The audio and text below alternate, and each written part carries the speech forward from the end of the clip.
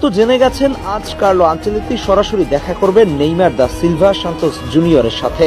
কত জল্পনা কত কল্পনা, ব্রাজিলিয়ান সাংবাদিকদের সমালোচনা পেছন থেকে টেনে ধরা, নেইমার ফিনিশড বলে টিপ্পনি কাটা।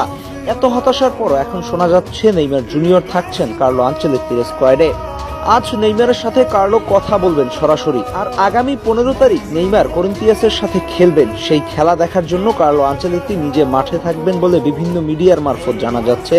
আর তারপরে 16 তারিখ ঘোষণা করা হবে ব্রাজিলের ফাইনাল স্কোয়াড। তবে নেইমার ফ্যানদের একটা বিষয় জানিয়ে রাখতে চাই, নেইমারের সাথে কার্লো আনচেলত্তি দেখা করবেন। নেইমার ক্রোয়েশিয়া এবং ফ্রান্সের সাথে স্কোয়াডে থাকবেন, এটাই এখন সবার ধারণা। কিন্তু কেউ যদি দেখেন নেইমার ক্রোয়েশিয়া কিংবা ফ্রান্সের সাথে স্কোয়াডে নেই, তবু আপনারা ভরকে যাবেন না বা কার্লো আনচেলত্তি নেইমারকে মাইনাস করার কথা ভাবছে এরকম কথায় কান দিয়েন না। কারণ নেইমার ফ্রান্স এবং ক্রোয়েশিয়ার ম্যাচের সাথে থাকবেন কিনা স্কোয়াডে, এই সিদ্ধান্ত নেইমারের সাথে কথা বলেই নেওয়া হবে। নেইমার যদি নিজে মনে করেন তিনি এই দুইটা ম্যাচ খেলবেন, তাহলে তাকে রাখা হবে।